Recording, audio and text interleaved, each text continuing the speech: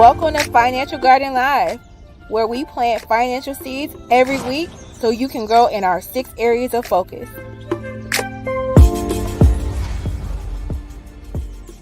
Emotions and money, entrepreneurship, budgeting, banking, debt fundamentals, and investing. I'm your host, Tasha Danielle. Let's dig in.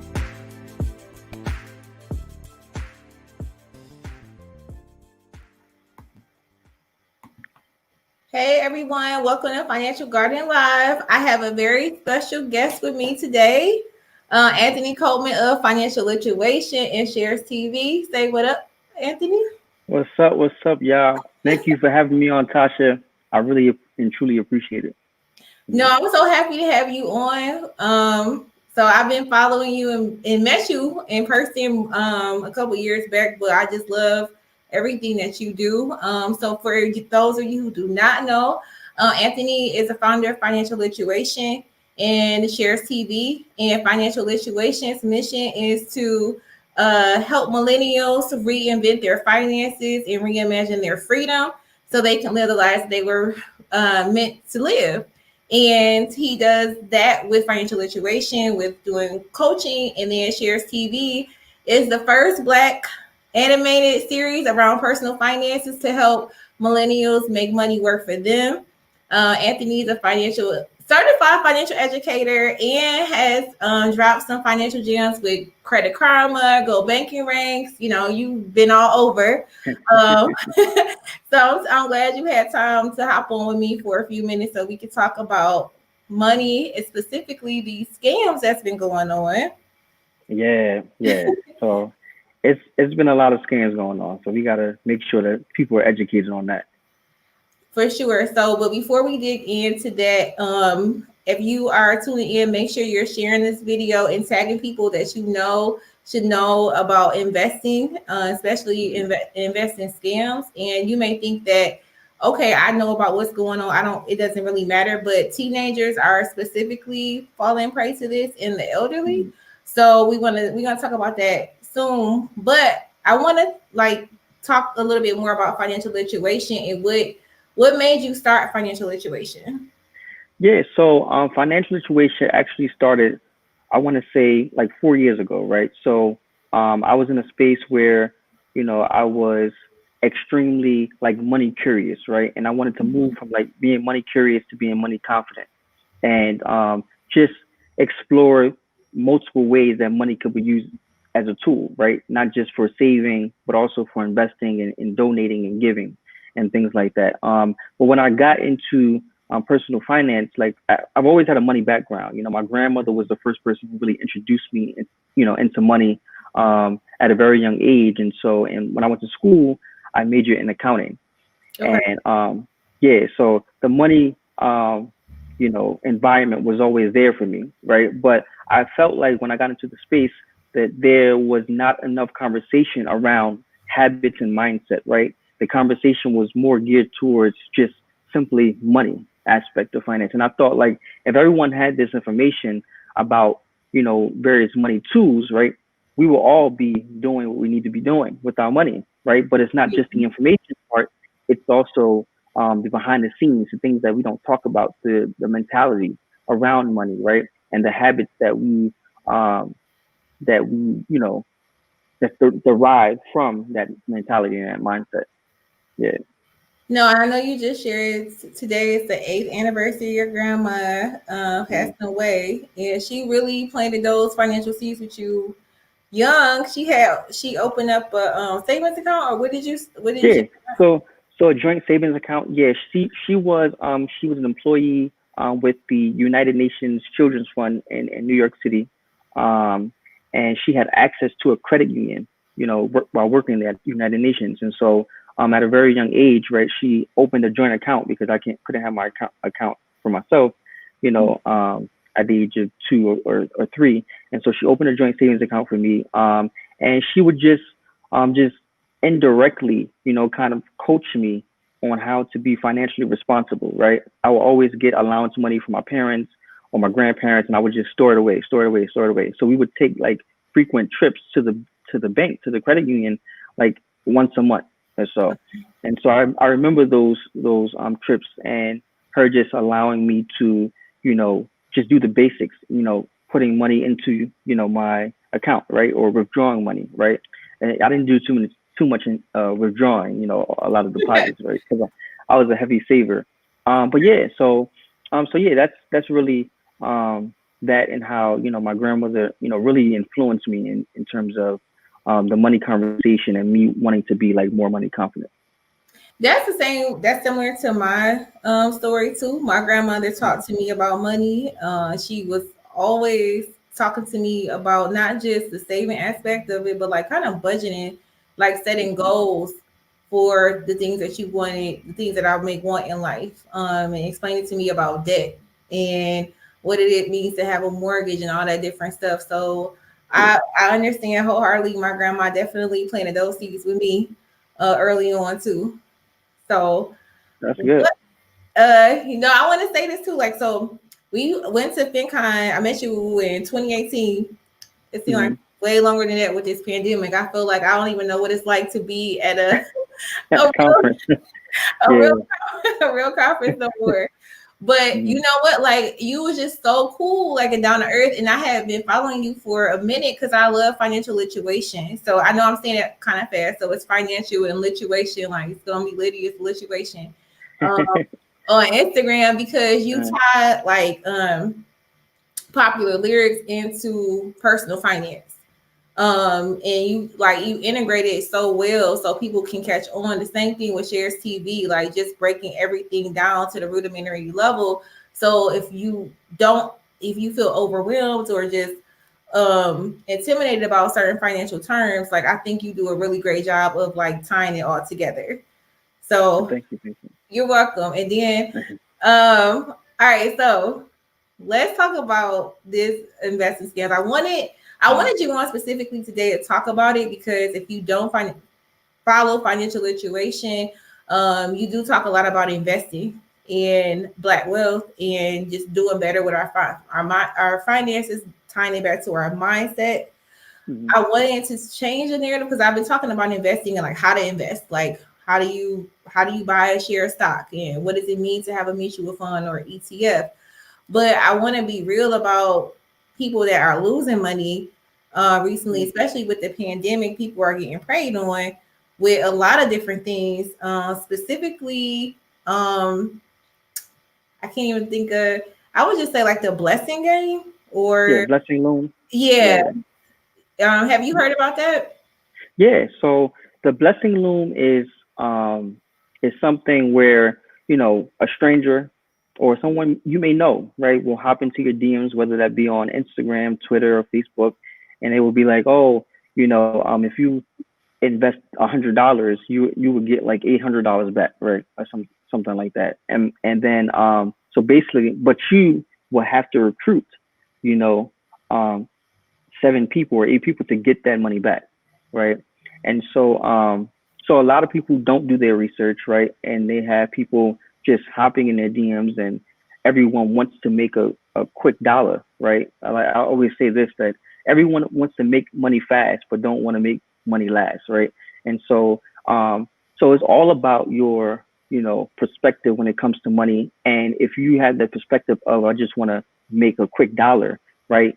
Any and everything that comes your way, you're going to gravitate towards it, right? Without doing any research and thinking you're just going to get results, right? And some of these people, they will take your money, right? Especially if you don't know them, right? And even if you do know them, right? There's other ways where you can, put your money, and you don't have to rely on someone hitting you up for to invest in something you know nothing about, right? To recruit other people. So Yeah, I know personally people who have fell victim to this, and I'm like, don't y'all be watching my lives? Like, don't y'all don't y'all be following Financial Garden and knowing mm, about these scams? But I realize like I really don't talk about like certain things. Like even with my friends, I'll say like what to do or whatever, but not really focusing on what not to do.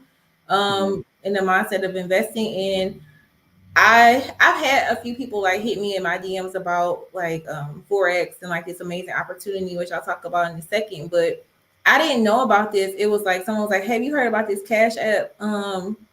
This Cash App where you can put in money and get money out the pot." I'm like, "What?" Then I'm like, "No, that don't even make sense." And then someone else said something about like it's this Cash App investing thing where you put money in and then you get a payout in so many weeks. And I'm like, I started hearing rumors of it, and then unfortunately, a couple people I know fell victim to it. And like you said, it starts with that message, and it could be somebody that you know.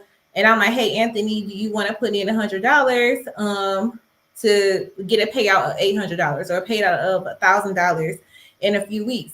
And then, like, because I'm telling you that, I'm saying, oh, somebody I know sent me a screenshot of this happening for them, and I don't really know what's going on, but they showed me that they got paid. I trust them, and then that's how this pyramid starts. And Yeah. you only got to get 2 people in or whatever, and make sure you get your payout. And you have to like move up, so you have to keep getting people in to eventually get your Hmm. payout. But what happens Exactly. is people don't get if you don't pull people in, you're not You're not you're getting not anything. getting Yeah. the payout. Yeah. Yeah, that's true. Yeah. I mean, like I said, people want to do things to make money as soon as possible, but don't want to do any research, right? And it's important. Like research is important. Just making sure that, what you're doing is aligned with what you actually want to do with your money, right? And not just, you know, hopping onto anything just because someone hits you up. Because things can be doctored too, like text messages or screenshots can be altered, so just because someone sends you something, like, oh, I made money in it, doesn't mean that's a real text message, or doesn't mean that statement is true. They could be lying, so you got to watch out for that. No, that's another good point, and it's anything can be made up to make it seem like I got this money deposited into my account and it's really not there. And Mm, I know just reading the headlines, like we know a lot of people lost their jobs earlier this year with COVID. Some people have their jobs back, and now they're talking about the wave 2 coming, and probably a lot of states going back on lockdown. And yeah. that's why I really want to talk about it. To go back to your point, it's like stop trying to get money fast. You want it money fast, or you want to make it last. So Mm, you you could get a payout, but at the end of the day, it's a scam in the sense of it's a pyramid scheme. It's not money going anywhere to invest in anything. mm, And even if you do get approached and say you want to be in this investing club or whatever, like do your due diligence and look into see if this company or club is legit, mm, because people are preying or on you to give them money, especially teenagers. The teenagers are really falling prey to this because, like, oh, just slide the $100, get more people in, and they do it, mm, and they're like, okay, I got my payout, but the person you brought in probably didn't get their payout, and it's just this whole big thing. Um, yeah. so much so that the FTC, like I really looked into it from the FTC standpoint, the Federal Trade Commission, to really see like is this really as bad as like I seen a couple headlines about it, and it is, and they are prosecuting people who are doing this, and you can sue someone who tries to get you involved into it too. I'm not gonna go on to that detail, but this is really a real thing that's going on. So I just want Hmm. people to really be aware of it. If it sounds too good to be true, it is. Exactly. Like Yeah. investing is not gambling. You don't, expect to go in and put $1,000 and make $5,000 in 2 hours or in a week or something. And like when Hmm. people talk about guaranteed returns. So Yeah. Yeah, and especially you should always question, what am I investing in, right? When someone says you're investing, when I think of investing, into my retirement, right? When I think about investing into public companies, I actually know where that money is going, right? And I know how that money is being put to use, right? And so when someone hits you up and tells you that you're investing in something, you want to know, like, what is it, you know, what is it investing? It doesn't sound like an investment, right? Especially if I had to recruit people to do it, like I don't have to recruit, you know, mutual funds or stocks to, like, invest, so always, be conscious of that. yeah, so I know it's the big loom blessing. You may hear mandala. It's like so many different terms, but basically what we're saying is the whole send money to get money and pay out. It's a scam. Mm, The yeah. other thing, go. What you about to say? Oh no, no, you can go. No, I I was gonna was. say Forex. So I mentioned Forex so many times recently, because and I do because people email me about it a lot and message me on Facebook about either getting scammed for credit repair or different stuff, or what do I think about Forex? And I'm like, oh my God, like I always say what I think about it. Forex is not a new thing. Foreign exchange trading is not a new thing. You can Mhm. do that through real brokers. The thing is the MLMs that are attached to it. So Yeah. that's where I'm like, I don't agree with that part of it because I've seen so many, and you can YouTube it. You can literally Mhm. YouTube, like MLM scams, or I don't want to say the company or whatever, but that stuff is not as what it seems. Have you heard about any of that too, or? Yeah, yeah. So, like, foreign exchange trading is a real thing, right? But a Yeah. lot of these companies, right, they're making money based on the fees, right, that they charge you for joining. So I've seen fees like $275. That's how a lot of people are making money, right? That's why they're trying to recruit people to actually trade currency, is because they're getting something for it, right? They're getting money for it. So yeah, so forex is a real thing. But like you said, you can go through brokerages to actually do that. You don't have to go through companies that will charge you to do something to just make other people rich, and then you have to recruit other people to get money and things like that. So anytime when someone has to harass you or force you to join something, just be conscious of that, right? Like I said, when you're investing in retirement or anything like that, or investing in yourself, like you don't have people harassing you to do something like that. That should raise an eyebrow, right? When people are begging you to join something, right? You should be based on what you see. You should want to join. Right. They should have, yeah, It should be a no. It should be a no brainer. You shouldn't have to keep begging or showing people how much you're missing out on something. That's like the oldest sales tactic in the book. Like, oh, mm-hmm. you're gonna miss out on this amazing opportunity because it's not gonna Yeah, be here a month from now. exactly. It's like, okay. And the other thing too is that the fee, like Mm-hmm. for I looked into some of them, not because I was interested, but just so I could really understand. And then I started finding all these people on YouTube talking about like how that $300 didn't even, it doesn't go into you like to like an actual brokerage account. It literally Mm-hmm. is just paying for the training and for you to meet people and like just learn the basics of it. And it's just more of a training of, hey, get more of your friends to join. You don't really have to learn about Forex trading. You can pay more and follow somebody who else's trade who knows what they're doing, but you get more Mm-hmm. people. So it's like Mm-hmm. if you say to yourself you're really interested in investing, like you should learn, you should be getting training on how to actually make trades. Mm-hmm. And I don't think that's happening a lot with the MLM portion of it, what's going on with Forex. Yeah. And I know a lot of teenagers are specifically like high schoolers and um, first couple of years of college.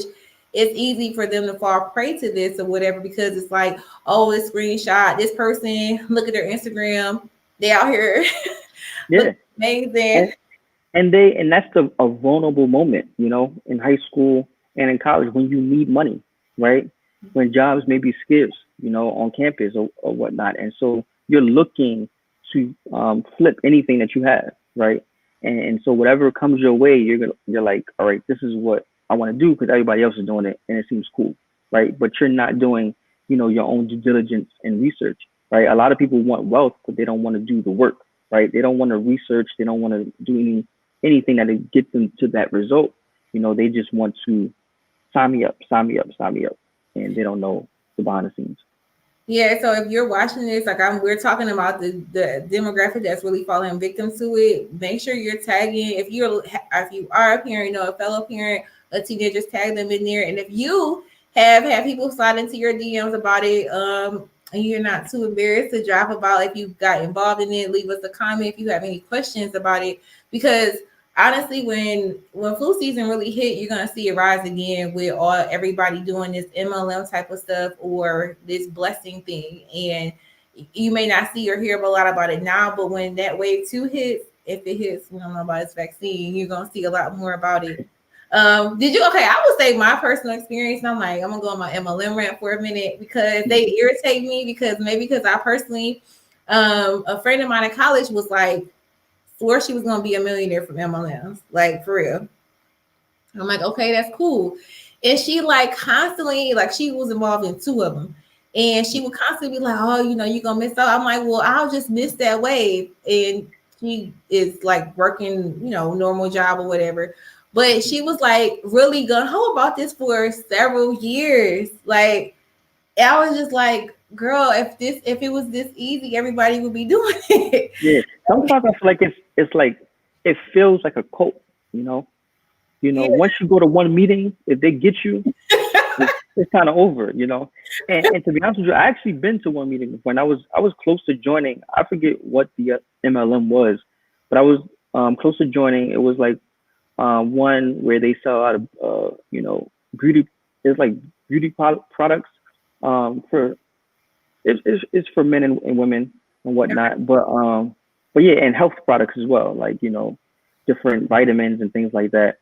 And so I was really close to joining, and I was just like, it wasn't for me. Like they had, people who go up on stage. It was a meeting at a hotel.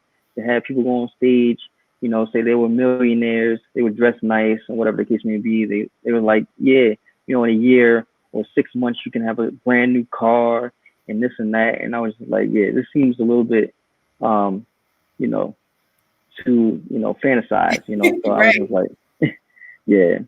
I honestly have people hit me up this year through Financial Garden DMs, like fellow people who do like personal finance, like, oh, let's talk about collabing, blah blah blah. And I'm like, okay, what you have in mind? Let's just hop on Zoom. And literally, it was a pitch for. I was like, Right. you cannot be serious, right? Like, you clearly do not be watching what I Don't be watch it. seeing. Yeah. You can. I mean, this is the thing. Like, I know if you make it to that certain part in the MLM, you can get money or whatever, and it can work for some people. And because if you like Mary Kay, that's MLM, and like Tupperware Mhm. clubs, all that stuff, like that's MLM. So I'm not saying like everything about them is all bad, but I'm saying a lot of these where it's like, oh my God, look at my clothes, look at my shoes, you can Yeah. get 6 months.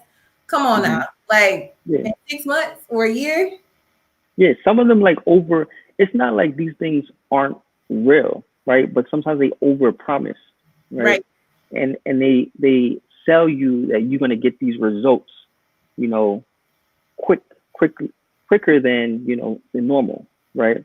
And so you may think like in 6 months or a year I'm gonna have this or less than that, so yeah, just definitely be mindful of that, and just do your own research, and stay calm, when it comes to making money. And the first thing I would just look at is investing in yourself, man. That's one of the greatest investments. Yeah.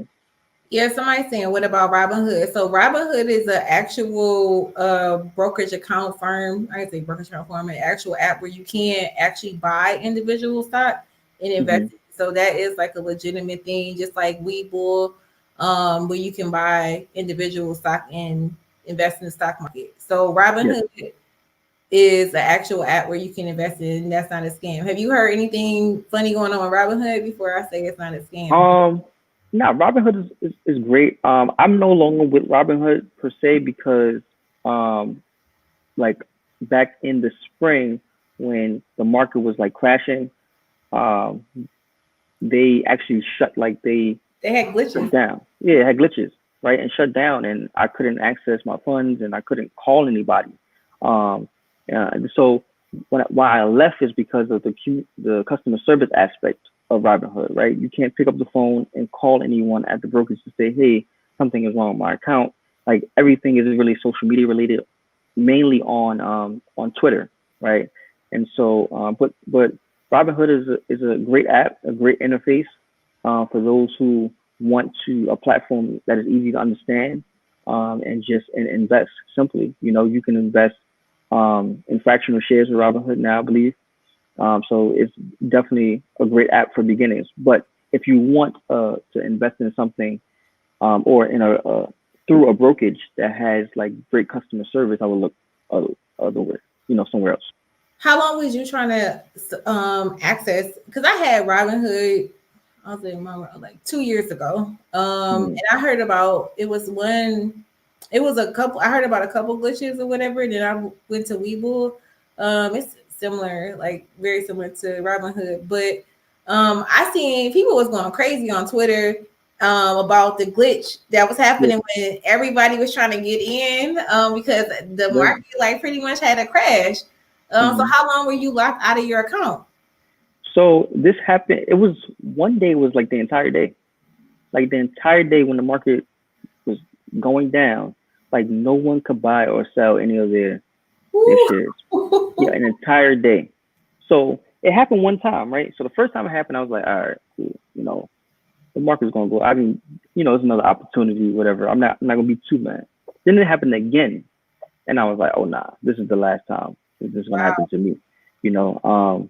So yeah, I just transferred everything over to Fidelity. So um So if you had switching gears, I know we talk about investing in your stuff. If you have any more questions about anything investment related, please drop them in and tag people that you know want to know more about investing in the stock market or something like that. But if you had $300 instead of it giving it to a friend to be a part of this amazing opportunity to make $1 million in 6 months, what would you do? Like, how would you flip it?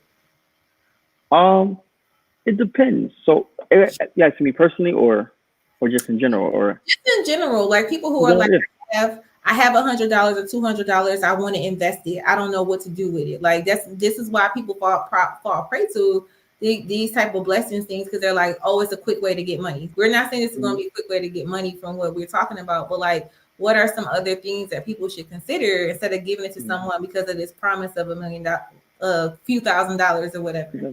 Yeah. So I feel like the best and primary way you can always invest is in yourself, right? In knowledge and understanding, right? Because you don't want to fall prey to investing in things that you don't understand, right? So, you know, whether it be $100 or $300, you can invest in courses, you can invest in books, you can invest on and there's a lot of free things out there too. But you can put that money to work through education, right? I think that's the one of the top ways to invest something as little as $100 to $300, right? Just putting that education to the forefront allows you to not make mistakes that others have made, right? Another way you can invest is through the companies, right, that you shop with or frequent every single day, right? If we look at our phone, if we look at the things that we buy, whether it be groceries, whether it be our clothes, our shoes, right? These are things that we can actually invest in, right? These are the brands that we wear, but behind every brand is the company, right? So you want to be mindful of those things in those places that you support, right? Because you can be a part owner of those things that you support every day. And so we have to get into the mindset of making ourselves wealthy, and not just making other people wealthy, right? Because we're good at spending money um, elsewhere, but not when it comes to investing in ourselves. Now, what's I saying? Dang, I forgot when you were saying investing in ourselves or like buying a share into a company which you shop in. I know you mentioned you um have you use Fidelity.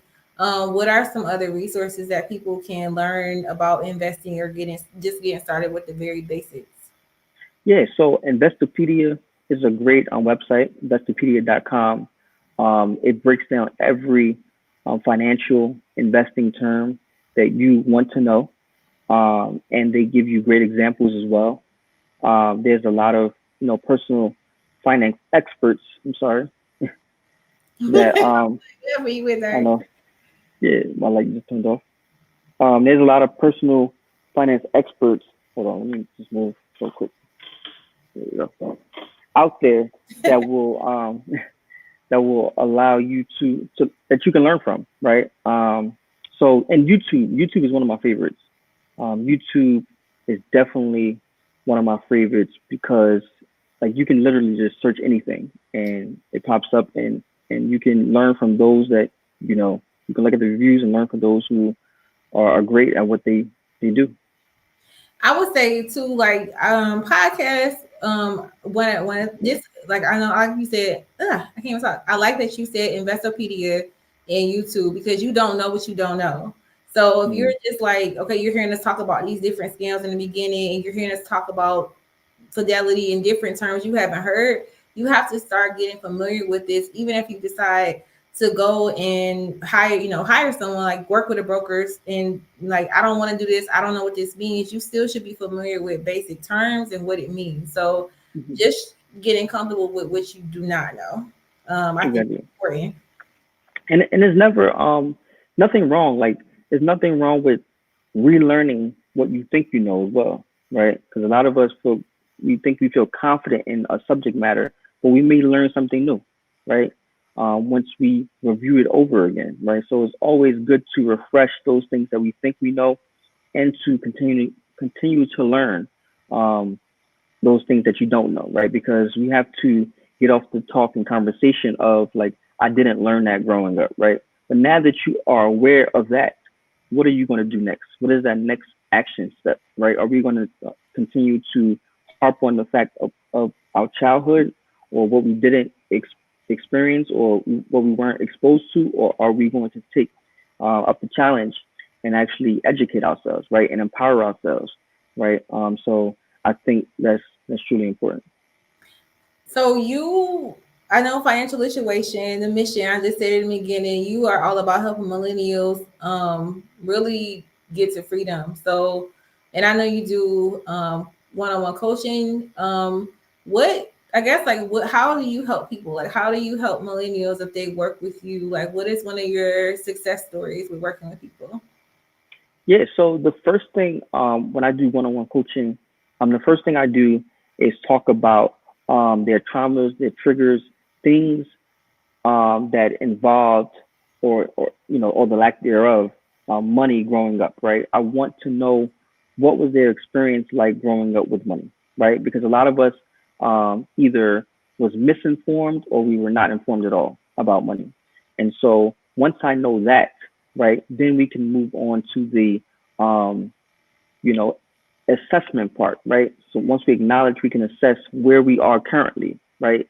Obviously we know how we've been impacted, but now moving forward, how can we make that change, right? Researching and looking, you know, at our numbers and looking at what we make and things like that. Those are very important things. So now we taking on a challenge of moving from acknowledgement to assessment. Then we can take action, right? So it's just walking through the process of their mentality about money and how that mentality influenced their habits, right? So, like I'm working with a client now who is actually not, not too young, but she's she makes a lot of money, and but she has trouble like saving for specific goals, right? And that's another thing, right? So I'm very, gun ho about saving on purpose, right? Doing things on purpose, very intentional about doing things. Like I know we have the intention of saving money, but if we don't have a goal attached to that intention, we're just saving money, but we're gonna draw it right back into our checking account because we don't have a goal, right? There's no end game for it, so yeah, so I'm working with her now, and she's really like progressing in terms of making sure that she's naming her accounts, right? So she doesn't have to continue to transfer, money from her savings account to her checking account, making those accounts distant from her checking account because a lot of times I like to call them checking remixes. Those savings accounts that are connected to our primary checking account, right? Because all you're gonna do is just transfer that money back over to your checking when you need it, right? Because there's no real home for it. So yeah. No, I say that all the time, especially when because obviously I work with kids and I was in the schools before COVID doing online stuff now. But one of the things as parents is like, okay, how do I talk to my kids about money or how do I get them to save? I'm like, well, do you have a problem saving first? Because you are actually mirroring that. They pay attention whether you think they are or not. And it needs to be tied to a goal. Like just saying save for a rainy day, a child's not gonna understand that. And we as adults comprehend it, but we still have a problem with it. So it's like, what is the goal, what you're saving for, and then moving past that. Yeah, and I think all families, especially all Black families, we should have goal walls, right? We should have um like a wall dedicated to family goals and individual goals, right? On things that we want to accomplish because we need to see it, we need to visualize it, right, in order to accomplish it. Because a lot of us just wing it when it comes to money, right? It's like, oh, I'll pay that later, or that bill's not due to whatever, or I'm just gonna work here with no real intention of growing within the company or no intention of chasing my actual dream. We wing a lot of things, right? And so creating a goal wall, especially for families, is important because it's setting an intention and is making it visual for everyone to see, right? And I think that's very, very important. I say that too. I feel like you are literally in my head because I said it about like I tell parents about like a chalkboard piggy bank and then the chalkboard wall because I have one in my office like of like what I'm trying to do by quarter laid out. And it's helpful if you have it laid out like big stuff for your family so your kids can know what you're working towards. Or you if you don't have kids, you know what you're working towards and you can stick to it, stick To it be more. focused on it, right? Okay, get my purpose side today. It's But cool. okay, I want to talk. I mean, so that's good for saving. You help people in coaching and stuff with that. I do want to just talk about investing one more time because I get this. I do have people that message me so much about investing, and I don't know, like when if people come to you about coaching for investing, like what is that like? What is that barrier like? Like, what is the thing that's really holding them back? Because I don't do a whole lot of one-on-one coaching because I try to just focus with classroom with students. But do you notice any common things with people who are afraid to start investing? Yeah. So, one of the things you have to find out is what type of risk taker, they are, right? So, are they risk taking or risk averse, right? So, do they like to, do they want to go all in, or do they want to I'm really not sure, right? I just want to get my feet wet. So you have to understand the person, right? The person has to be understood in terms of what type of person they are when it comes to risk, especially when it comes to saving for retirement and when it comes to investing. So that's the first thing that's important. And then their goals, right?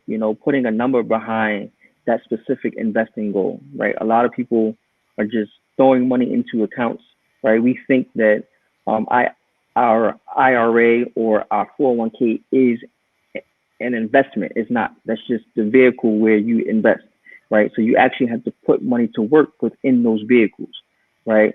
And so just teaching them the basics of how to explore a mutual fund, right? How to know what type of fees that are involved in that mutual fund, right? Because people don't know that. People are saving money right now for retirement, but don't really know the fees that are involved, right? And those fees can eat up their retirement over time. I want to pause right there because if you're Mhm. watching, that's a big thing. I like that you said it's not invest. That's just like the vehicle for it.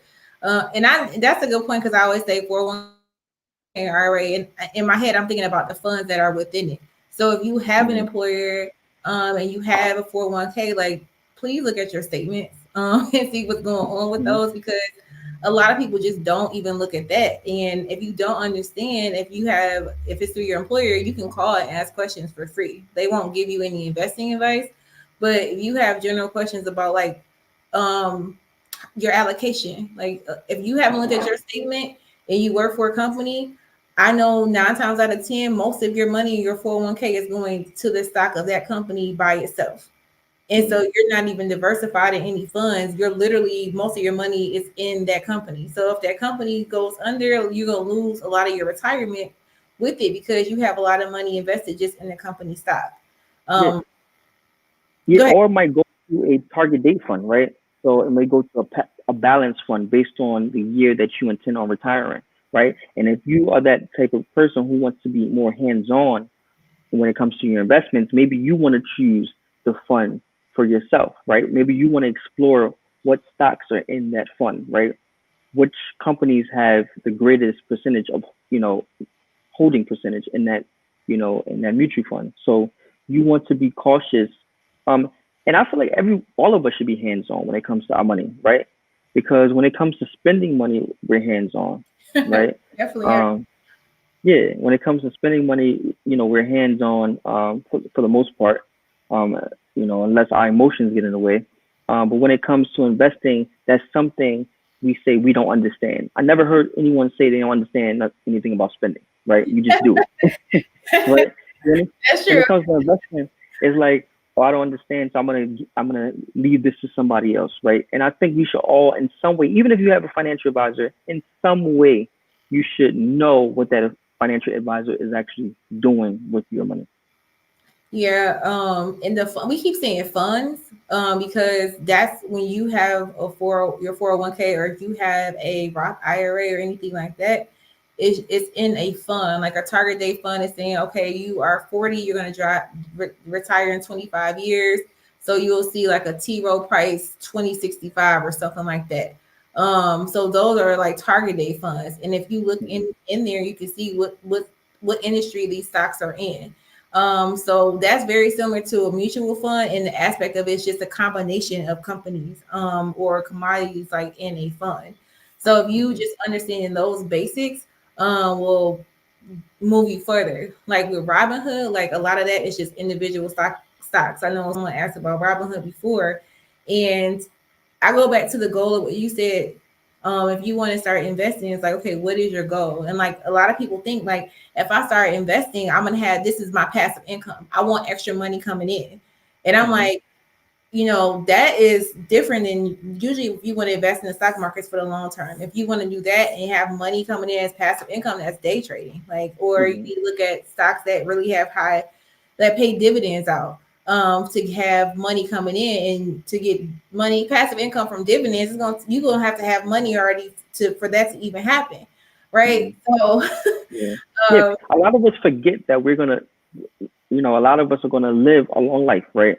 And we're so focused on the now, right? So we are into day trading, we're into option trading, and those things are great, But at the end of the day, you still have to save for the long term, right? And when you invest for the long term, that will yield the most fruit for you over time. So you want to make sure that you are, investing because you're not just going to live to tomorrow. You're going to be here, for a while. So you want to make sure that you are good. And then you also want to make sure that, your family is good as well. So, yeah. no, so if you have any questions, drop it. And like I said, share and tag people in this. I'm bringing up my favorite topic to talk about now is investing, because like I said, I get a Mm, lot of questions.